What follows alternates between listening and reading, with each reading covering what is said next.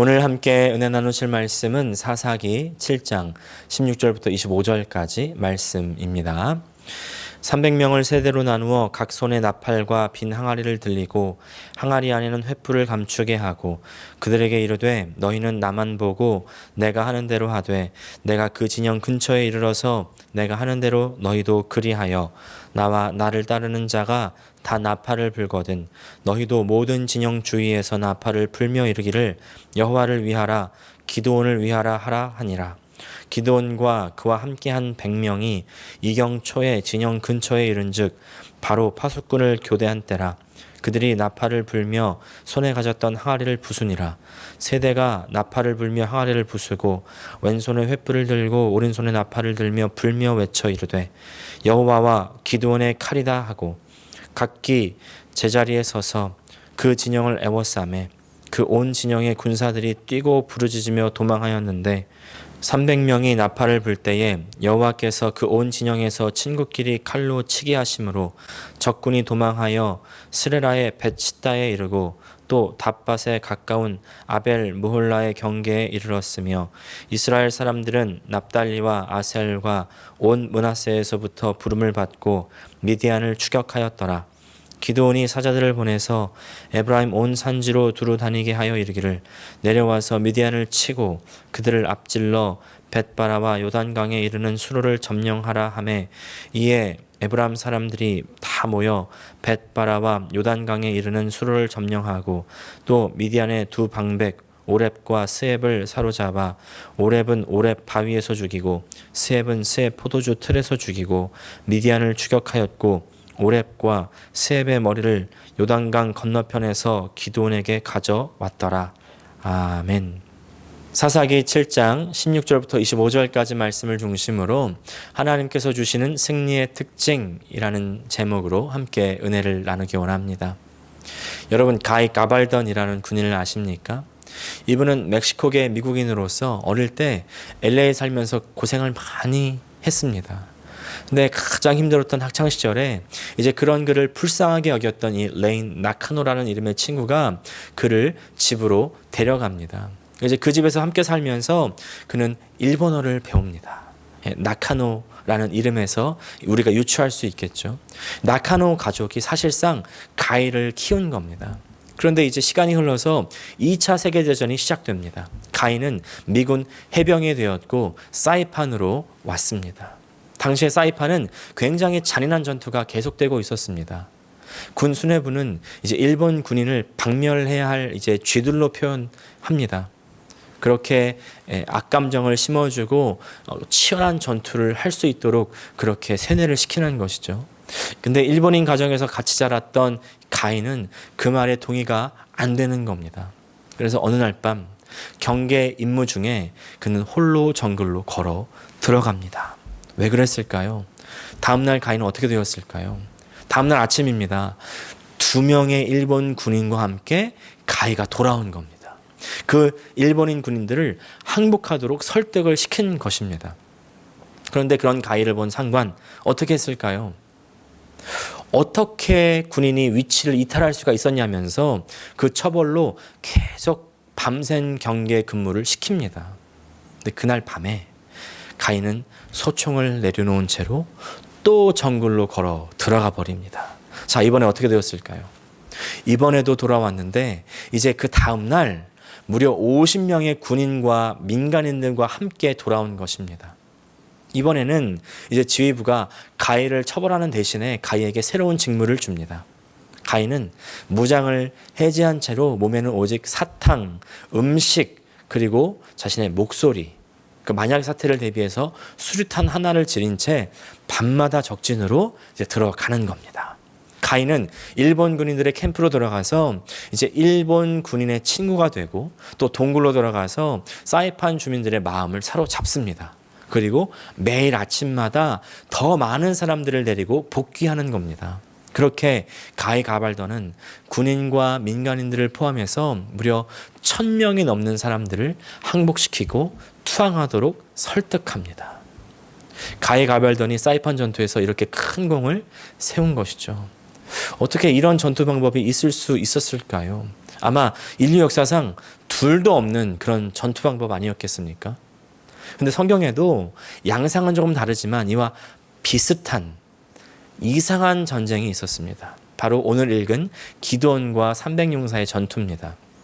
많은 사람들이 전투에 필요한 것을 생각하라고 하면 가장 먼저 총, 칼 같은 그런 공격 무기, 그리고 방패나 방어구 같은 그런 방어 무기들을 생각하겠지만, 그러나 총과 칼로 하지 않는 전투가 있습니다.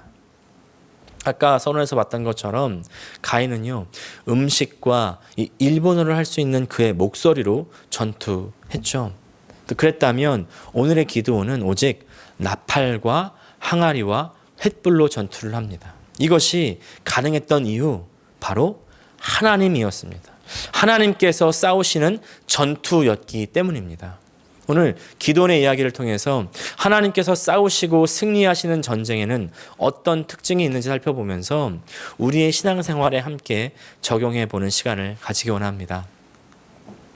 하나님의 승리의 첫 번째 특징, 하나님께서는요, 사람의 도구를 쓰지 않으신다는 겁니다. 하나님께서 싸우시는 전쟁에는 사람의 도구가 필요 없습니다. 사실 전쟁에서 쓰는 도구는 무기이죠. 근데 무기라고 쓰지 않고 제가 도구라고 말씀드린 이유가 있습니다. 16절 말씀입니다. 300명을 세대로 나누어 각 손에 나팔과 빈 항아리를 들고 항아리 안에는 횃불을 감추게 하고, 이제 기드온은 300명을 세대로 나눕니다. 100명씩 세대로 나누어서 각자 도구를 지참하게 합니다. 재미있는 것이 각 사람이 양손에 나팔과 항아리를 들고 이 항아리 안에는 횃불을 숨긴 겁니다. 자, 전쟁을 하려고 모인 사람들이 가진 도구가 나팔과 항아리와 횃불입니다. 보통 전쟁을 한다고 하면 칼과 방패가 기본이죠. 그런데 칼과 방패도 없고 창이나 군마나 전차는 물론이거니와 심지어 곤봉, 돌뱅이조차도 없습니다. 일반적인 상식으로 봤을 때 이 사람들은 전쟁을 하겠다는 사람들이 아니죠. 그러나 하나님께서는 이 전쟁에 사용하시는 도구는 사람이 생각하는 무기가 아니라는 것입니다. 사람의 무기로 싸우지 않으십니다. 사람의 도구로 싸우지 않으십니다. 전혀 무기가 아닌 것이라 할지라도 그것을 하나님께서 쓰시면 아주 효과적인 무기가 됩니다. 이제 성경에 나오는 대표적인 전쟁 중에 하나가 바로 다윗과 골리앗의 싸움 아니겠습니까? 우리가 몇 주 전에도 봤던 그 다윗과 골리앗이 이제 서로의 진영에서 각자의 챔피언으로 나온 이 전투, 다윗과 골리앗의 전투, 이곳에서 골리앗은 이제 블레셋의 챔피언으로서 아마도 가장 좋은 갑옷과 그리고 가장 좋은 칼을 들고 나왔을 것입니다. 그러나 다윗은요, 사울왕이 주는 가장 좋은 갑옷과 칼을 마다합니다. 어떤 갑옷도 있지 않고 칼도 차지 않았지만 오히려 항상 가지고 다니던 물맷돌을 가져갑니다. 전쟁을 하던 병사에게 물맷돌은 사실은 어떤 위협도 되지 않았을 겁니다. 왜냐하면 그것은 전쟁 무기가 아니었기 때문이죠. 그러니까 골리앗도 다윗을 비웃었죠. 그러나 다윗에게는 그 물맷돌은 어떤 무기보다도 더 강한 무기였을 것입니다. 왜 그랬을까요? 다윗이 물맷돌의 달인이어서였을까요? 다윗이 물맷돌을 다른 사람보다는 더 잘 던졌겠지만, 그러나 아무리 물맷돌을 잘 던져도 그 물맷돌이 방패를 뚫을 수 있었겠습니까? 칼을 부러뜨릴 수 있었겠습니까? 물맷돌은 칼이나 창보다 더 강한 무기는 아니고, 아니 전쟁 무기가 전혀 아니었지만, 그러나 다윗에게 물맷돌은 그냥 돌을 던져서 표적을 맞추는 것이 아니었다는 것입니다.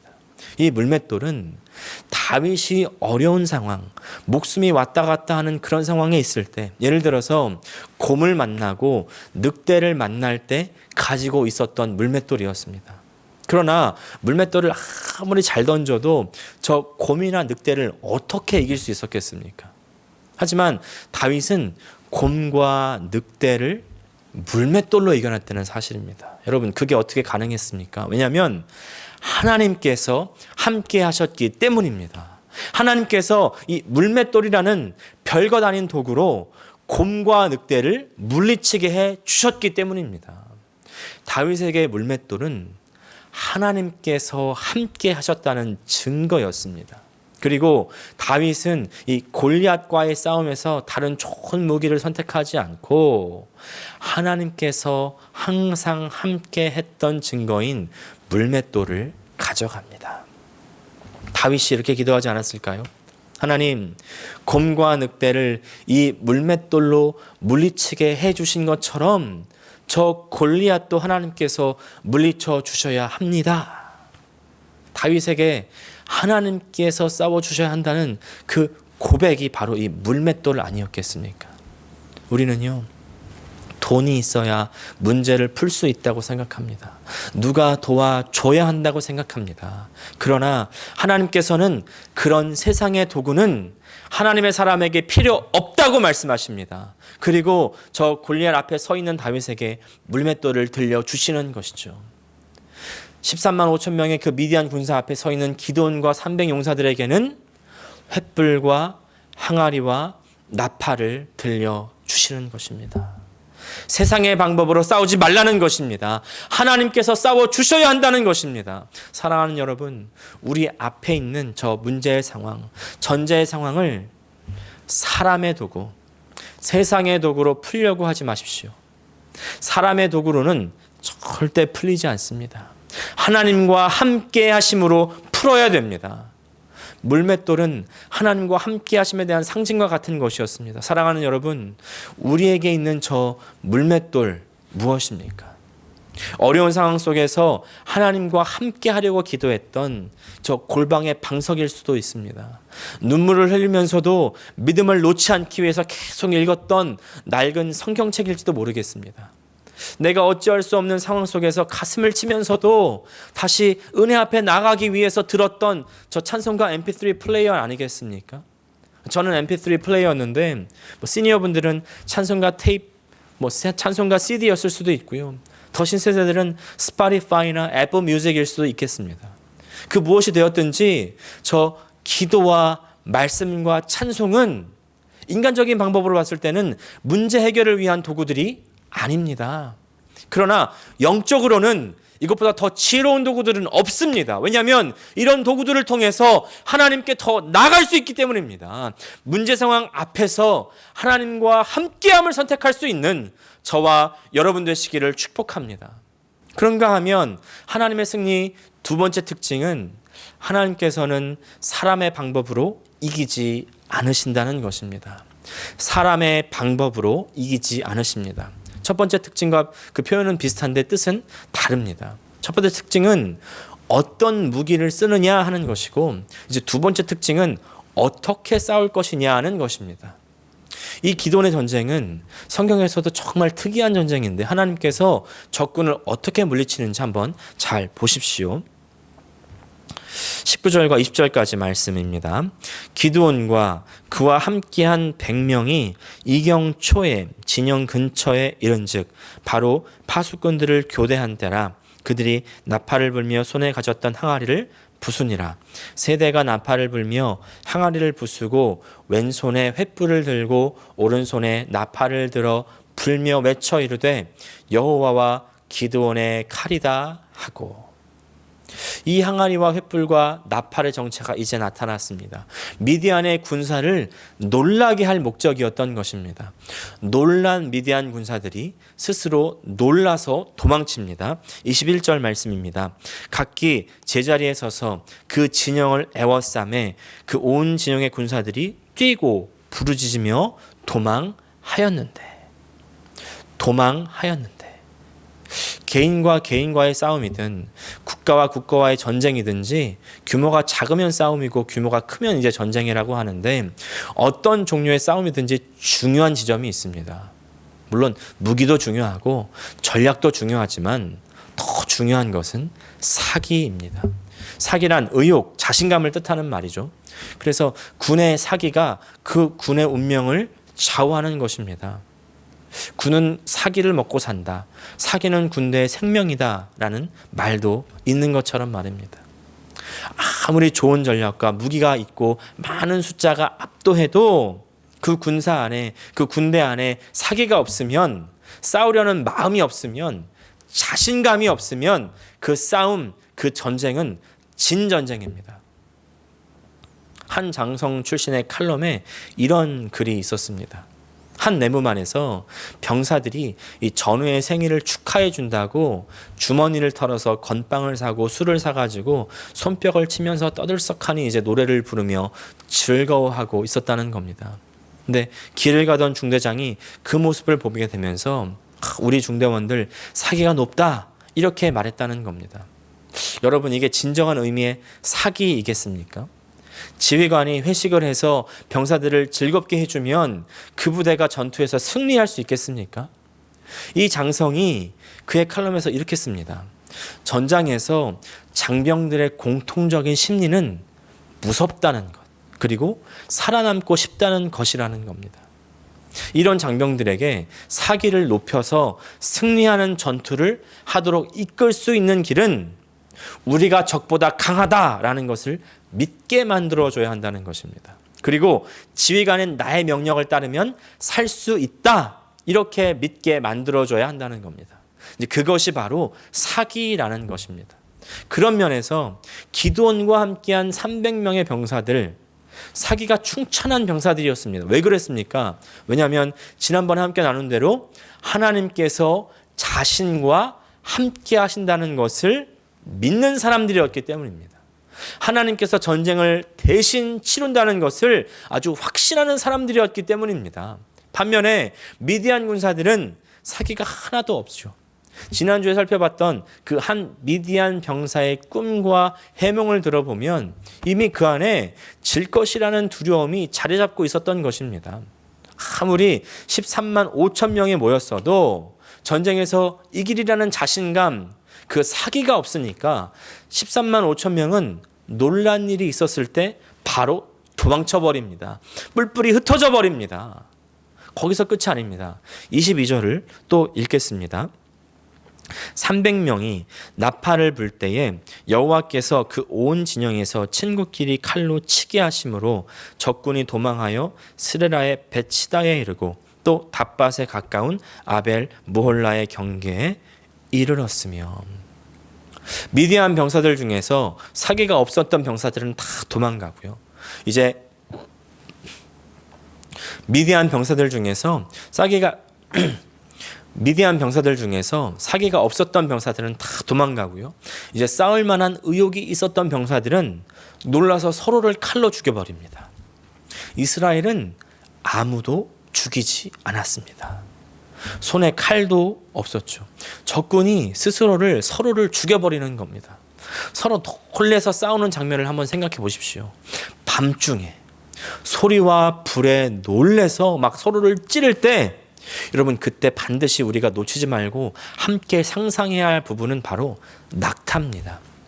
지난주 말씀 다시 기억해 보면 12절 말씀에 미디안과 아말렉과 동방의 모든 사람들이 골짜기에 누웠는데 메뚜기의 많은 수와 같고 그들의 낙타의 수가 많아 해변에 모래가 많음 같은지라.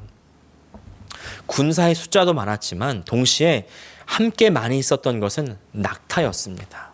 왜 낙타가 이렇게 많았을까요? 바로 기병입니다. 중동에서는 낙타로 말을 대신해서 낙타 기병이 있었는데 사실 이 기병의 위력은 정말 엄청납니다. 기병은 고대 전쟁의 꽃이라는 말이 있습니다. 왜?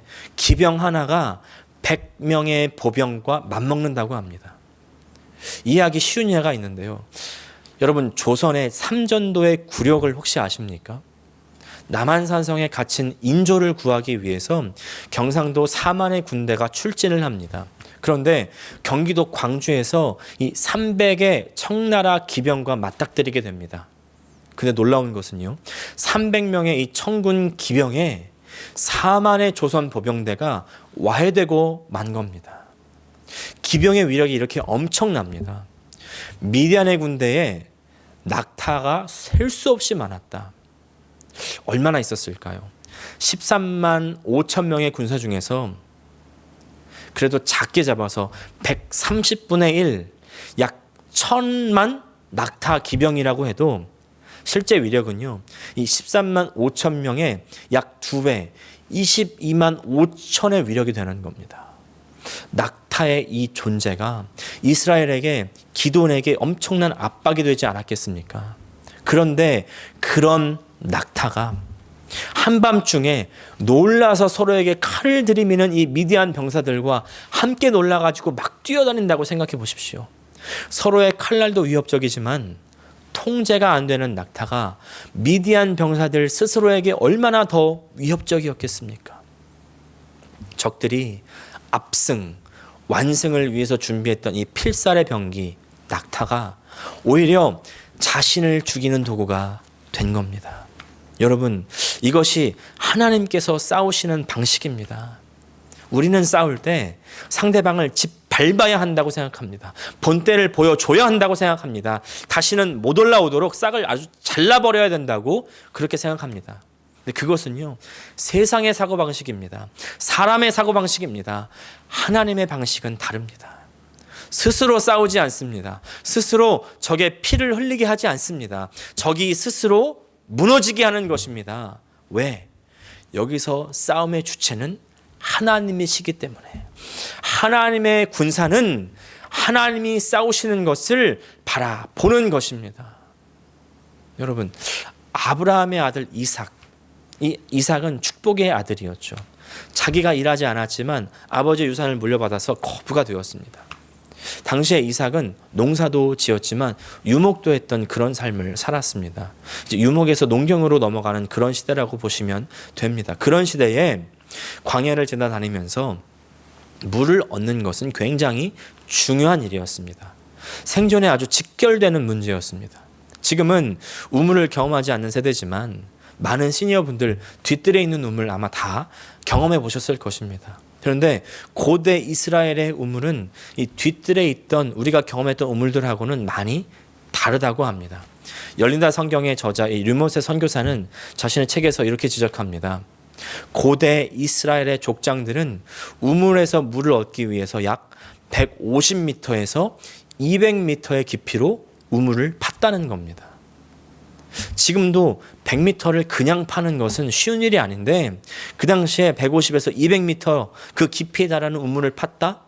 보통 노력이 필요한 작업이 아니죠. 그런데 그렇게 엄청난 힘을 들여서 팠던 그 우물에서 물을 얻자마자 그 옆에 있던 이제 그랄 땅의 목자들이 찾아와서 이 우물은 내 거라고 소유권을 주장하는 겁니다. 근데 그때 이삭은 그냥 우물을 내어주고는 다른 우물을 팝니다. 또 그렇게 다른 우물을 팠더니만 이제 또 그랄 땅의 목자들이 또 와가지고 자신의 것이라고 우깁니다.